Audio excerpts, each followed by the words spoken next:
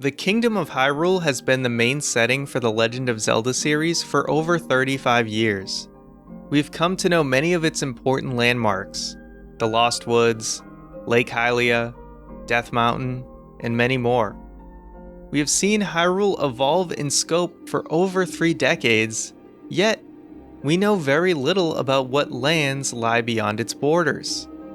While we've come to know many locations in the Legend of Zelda series outside of Hyrule, seldom do they actually exist in the same planet or even dimension. You would think after all this time we would know more about what other lands exist on the same planet as Hyrule, but I think the reason why we don't is quite intentional. In this video, we will explore why we may never know what truly lies beyond Hyrule.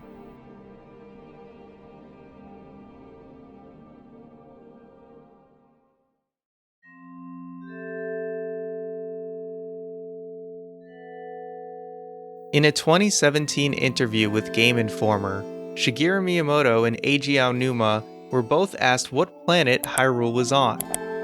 Though this interview was mostly done in a humorous style, Miyamoto quite matter-of-factly answered the question with Earth. We of course know the version of Earth that Hyrule exists in is very different from our own, with its own history and its own ecosystems, but we can assume, much like our own Earth, that there are other landmasses beyond the one we live on. So we know Hyrule is just one land that exists on Earth, and it begs the question, what other lands are out there?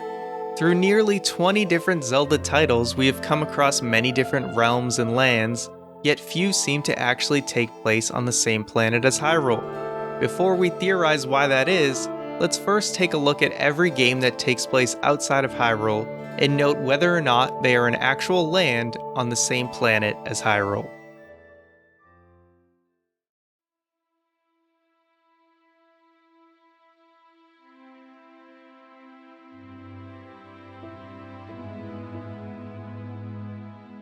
Funny enough, we're going to start with a game that does take place in Hyrule, Zelda II: The Adventure of Link. But this Hyrule is a little bit different than all the others. If going by scale, it may be a larger Hyrule than we have seen in any other entry. Zelda II starts us in northern Hyrule, which consists of many different towns including the main northern palace. Zelda II's map even has all of the first game's map represented below Death Mountain. So we can see that Hyrule Kingdom, at least in this point in the timeline, spans far beyond the reaches of what we normally see as Hyrule and even includes an entire eastern continent. More on this later. Link's Awakening is the first game that does not take place in Hyrule. This adventure takes us to Koholint Island, which, spoilers, turns out to be the manifestation of the Windfish. Once Link awakens the Windfish, the islands sadly no longer exist. So yes, it's all a dream. That is no slight at the game though, as it is fantastic and is far from a cop-out ending. Rather, it is used to tell a compelling story. Nonetheless, Koholint Island, the first game setting not named Hyrule, is indeed a dream world and therefore doesn't exist on Hyrule's Earth. Majora's Mask sees the hero of time find his way into Termina through Hyrule's Lost Woods. The Lost Woods have long been a mysterious and magical place, and it also happens to include an entrance to a parallel world. So while Termina is indeed a land accessible from Hyrule, being a parallel world, it's safe to assume it doesn't exist within Hyrule's Earth, but rather a parallel Earth? I think? Maybe? Anyway, you guys get the picture.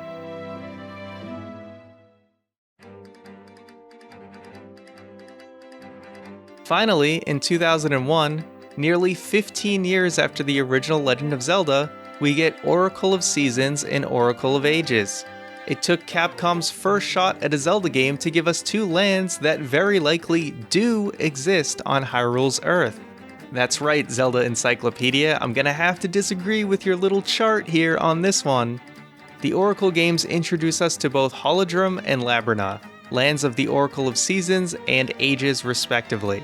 While it is unclear where exactly these lands exist on Hyrule's Earth, we do know it's possible to travel to them by conventional means, based on Impa and Zelda's ability to travel there. Looking specifically at Impa's dialogue, following the attack by General Onyx in Seasons, she says, I was instructed to take her to Hyrule in secret. Zelda gave me this quest, but ow, I've been wounded and I won't be able to travel for some time. This makes me heavily lean towards it being a place one could travel to and from Hyrule without any sort of magic needed. Further proof of that is before Onyx's attack, Impa, Din, and company have a covered wagon with them, likely their method of transportation. Twilight Princess introduced the Twilight Realm, which indeed is a parallel dimension only accessible by a Mirror of Twilight and not by any conventional means. Phantom Hourglass, we have the World of the Ocean King, that could have very well been just new islands beyond Hyrule, but nope, parallel world again. In Spirit Tracks, Link and Tetra do actually discover a new land far away from Hyrule and name it Hyrule. Nevertheless, it is an entirely new land and is likely the furthest land we have ever seen from the original Hyrule. Unfortunately, New Hyrule really only exists in one specific timeline where the Wind Waker takes place. New Hyrule was likely established on a mountaintop of some previous land we will never know, as the gods flooded the entire Earth a little more than 100 years before the Wind Waker takes place. A Link to the Past and A Link Between Worlds both brought us the Dark World and Lorule. The Dark World is basically the Sacred Realm turned parallel world to Hyrule, and Lorule is described as the inverse of Hyrule. So yeah, parallel world again. Only the Zelda series would have more freaking parallel worlds than actual lands, my god. Triforce Heroes. Who thought this game would be relevant, but here we are. A Nintendo-made Zelda game where there's a new land not named Hyrule. The setting of Triforce Heroes consists of the fashion-forward kingdom of Hytopia and the Drablands. Going by the Zelda fandom page, Hytopia was connected with the kingdom of Hyrule, located to the north of it, during the era of Light and Dark. However, at a later period, possibly during the Golden Era when the Kingdom of Hyrule expanded, the Kingdom of Hytopia had seemingly merged with the Kingdom of Hyrule. Finally, we have a new land, and it just becomes Hyrule anyway.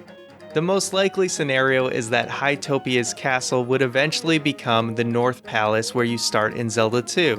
I mean, hey, it does seem like people in Zelda II are quite fashionable. Look at the drip on my boy Bagoo here. I also mentioned the Drablands, which is where most of Triforce Heroes actually takes place. Zelda Encyclopedia speculates that the Drablands eventually become part of Eastern Hyrule around where Death Valley is in Zelda 2. So to summarize, the actual lands on Hyrule's Earth, besides Hyrule itself, are Holodrum, Labrynna, Hytopia, and the Drablands, with the later two eventually just becoming Hyrule. So why so few actual locations over such a long period of time? I speculate it has a lot to do with Nintendo's design philosophy for the Zelda series as a whole.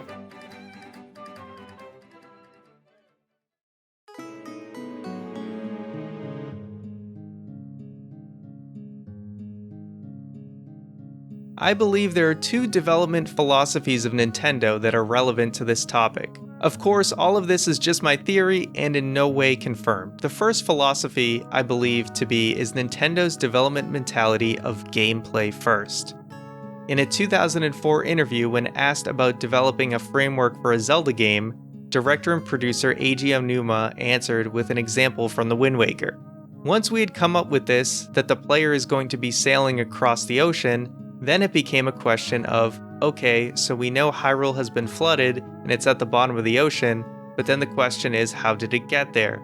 And so that becomes an example of how we start off with a gameplay idea, and then from there think about how that affects the storyline or how to build the storyline around that. Nintendo will first want a fun idea and then build a story around that. For Twilight Princess, it was probably Wolf Link, for Spirit Tracks, it was probably trains, and so on. They want to make sure the game is fun and has an interesting idea before detailing any type of story. As much as we would love Nintendo to have the same world-building skills as a Tolkien or George R.R. Martin, it's pretty safe to say that that isn't going to happen. Gameplay is likely to stay as the number one priority. The second philosophy is keeping things simple and accessible. I know some of you might think, simple? What about the Zelda timeline? Isn't that just one big convoluted mess? Well, yes it is, but I believe Nintendo really doesn't look at the timeline as a major priority, much to the disappointment of many hardcore Zelda fans.